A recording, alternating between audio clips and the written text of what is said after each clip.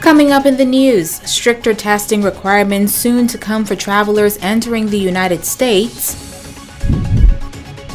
Also, Bahamas receiving international recognition from the shipping industry.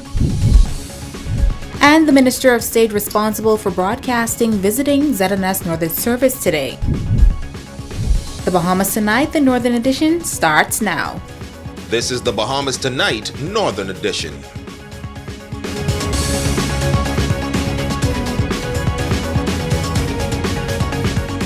This is the Bahamas Tonight, the Northern Edition. Good evening, all. I'm Jamila Mizik. Thank you so much for tuning in. The Centers for Disease Control announcing this week that the United States will tighten entry protocols soon. The announcement comes on the heels of the recent discovery of the Omicron variant of the COVID-19 virus. According to reports, come next week, all inbound international travelers will have to test within 1 day of departure across the world, regardless of that person's nationality or vaccination status. Our Talia Hall has more in this report. According to international media reports, come Monday, December 6, stricter testing requirements will be implemented for travelers entering the United States. The new rules announced by the Centers of Disease Control will require each traveler flying into the U.S. from another country to test negative 1 day before their departure. Additionally, any foreign national who travels to the U.S. must be fully vaccinated.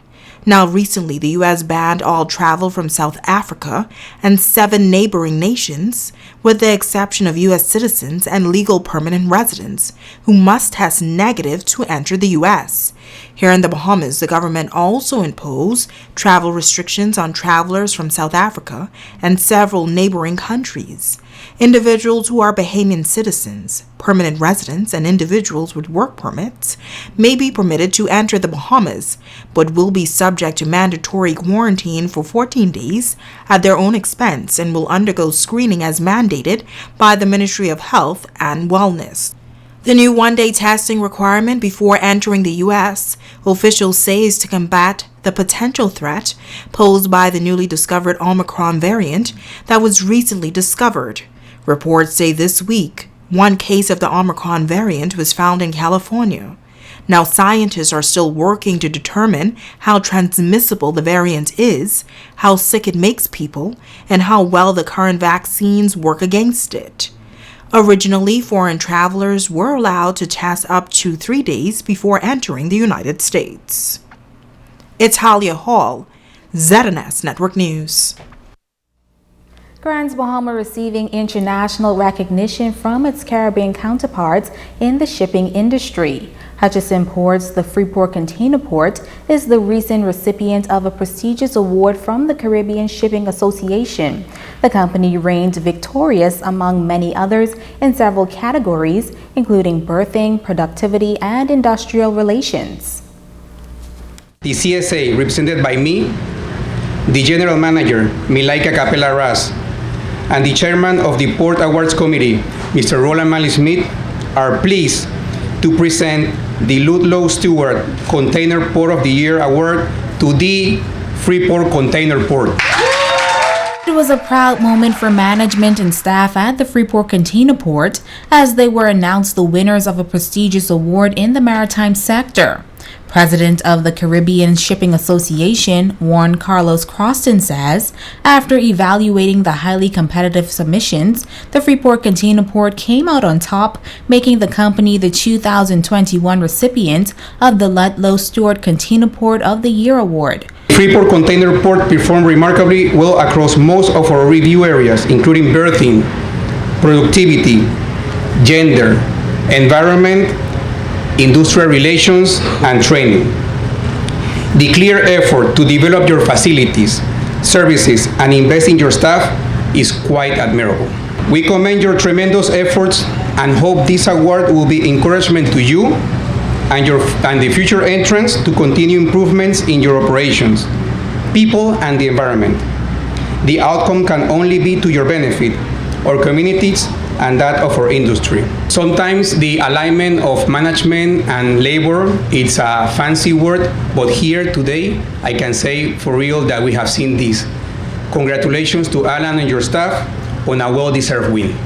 Hutchison Port CEO Alan Dixon accepting the award on behalf of the company. He says receiving the award is a huge honor and it is a humbling experience to be recognized by peers in the industry. At Freeport Container Port, we pride ourselves on being an innovation centre, but we also pride ourselves on being what we aspire as the transshipment hub of the Americas. And so for many companies, transshipment hub of the Americas might be a fancy little catchphrase, but actually I think we understand what being the transshipment hub of the Americas is. And it's encompassed by our core values, which is unity. And I think of all of the places that I have worked, I am humbled to work with this great team.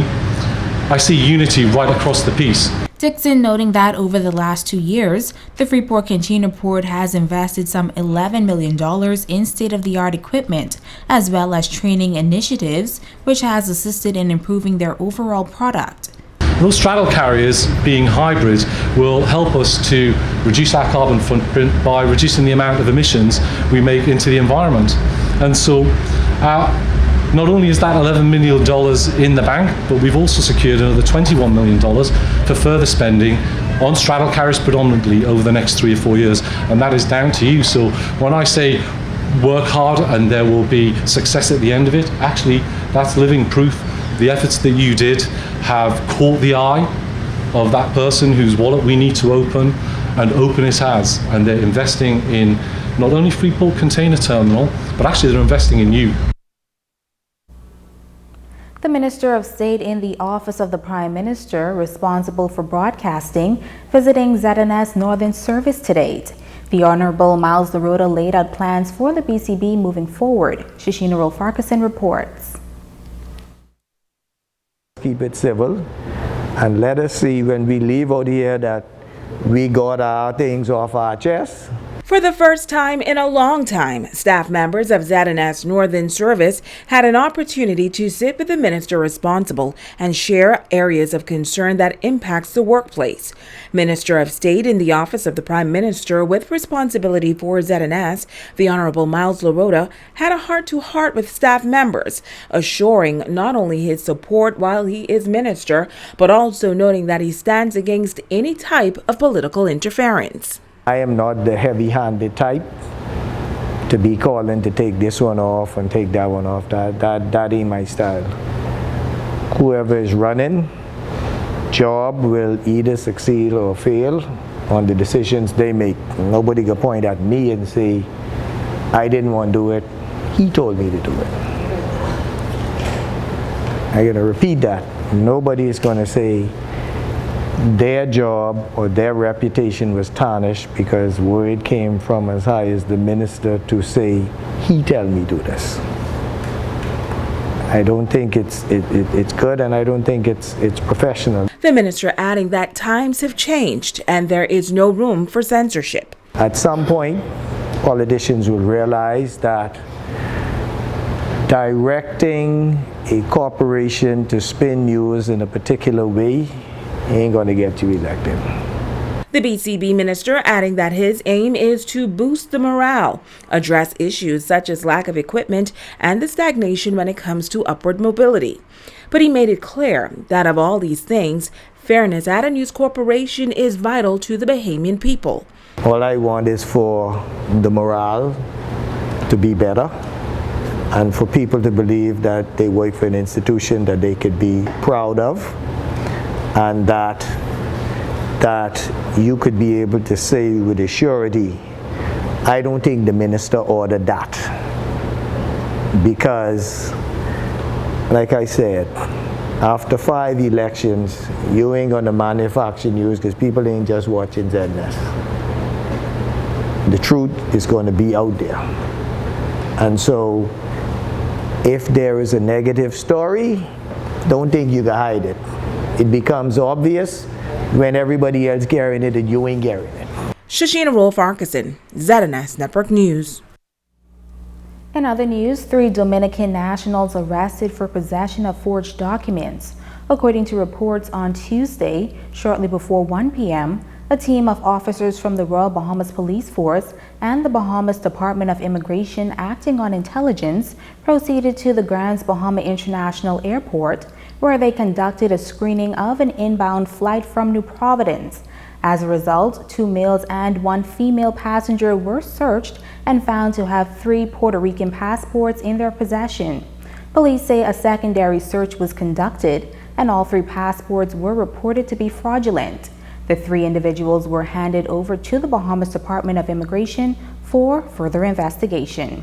Stay with us, there's more news right after this break.